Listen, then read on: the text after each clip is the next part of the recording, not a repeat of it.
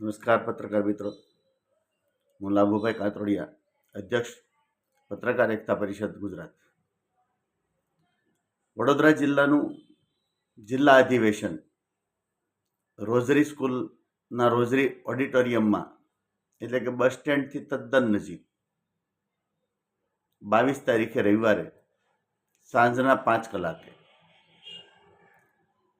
યોજવામાં આવેલ છે. વડોદરા જિલ્લાના, નગરના, તાલુકાના તમામ પત્રકારોને ભાવભર્યું આમંત્રણ આપું છું. વિશેષ આ અધિવેશનનું મહત્વ એટલા માટે છે, અમારું પત્રકાર એકતા પરિષદ દ્વારા નાના મોટા તમામ પત્રકારો જે અમારા મેમ્બર બનશે એ તમામનો 10 લાખ રૂપિયાનો અકસ્માત વીમો લેવાનું આખા ગુજરાતમાં નક્કી કર્યું છે.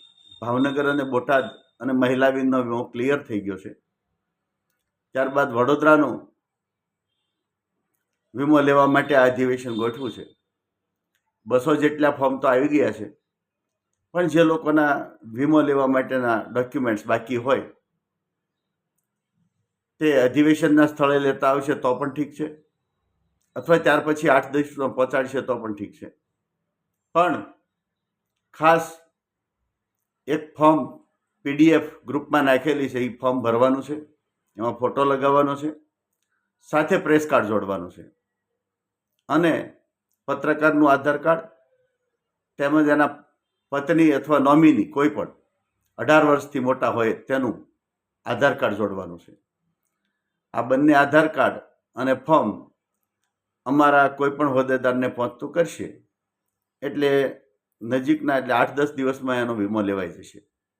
વીમાની પહોંચ પણ તમારા વોટ્સએપ નંબરમાં આવશે અને અલગથી જોઈતી હોય તો મળશે. પત્રકારોની ચિંતા તો સૌ કરે છે. પત્રકારોની ચિંતા માટે સરકાર સામે આપણે ઘણું માગણીઓ મૂકી, રજૂઆત કરી, એમાં સફળતા પણ મળી, પરંતુ એ તો થતું રહેશે.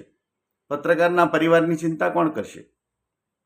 પત્રકાર મોટરસાઇકલ લઈને દોડતો હોય, ટ્રાફિક સમસ્યા હોય, ક્યારે શું થાય નક્કી નહીં.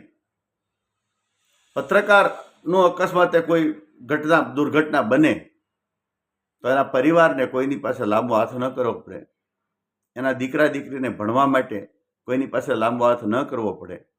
એટલા માટે વિચાર્યું કે તમામ પત્રકારોનો 10 લાખ રૂપિયાનો અકસ્માત વીમો લેવો, અને એનું પ્રીમિયમ અમારું સંગઠન ભરશે. કોઈ પત્રકારે 1 રૂપિયો દેવાની જરૂર નથી, અને એની સાથે તમારું સંગઠનનું સભ્યપદનું કાર્ડ પણ મળશે. એટલે આપ સૌને વિનંતી, વડોદરાના જિલ્લાના તમામ પત્રકારો, નાના મોટાના ભેદભાવ આ સંગઠનમાં નથી.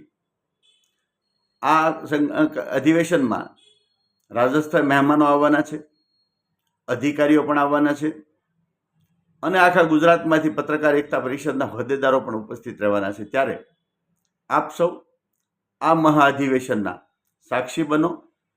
આપણા પરિવારની ચિંતા આપણે પોતે કરીએ. બીજાની ચિંતા તો કરીએ છીએ, પણ જ્યારે આ વીમાની જાહેરાત થાય ત્યારે ડોક્યુમેન્ટ્સ માટે વારંવાર ફોન કરવા પડે, વારંવાર મેસેજ કરવા પડે. પત્રકાર એટલો કેરલેસ કેમ? પોતાના પરિવારની ચિંતા માટેની જ્યારે વાત હોય ત્યારે દોડીને પહેલું કામ એ કરવું જોઈએ કે આપણા ડોક્યુમેન્ટ્સ પહોંચતા કરીએ. જ્યારે પત્રકાર એકતા પરિષદ તમારા પરિવારની ચિંતા કરે છે ત્યારે તમે પણ આ ચિંતાના સહભાગી બની ડોક્યુમેન્ટ્સ પહોંચતા કરો વહેલી તકે, એવી આપ સૌને વિનંતી કરી અધિવેશનમાં પધારવા આપ સૌને ભાવભર્યું આમંત્રણ આપું છું. જય હિન્દ, જય ભારત.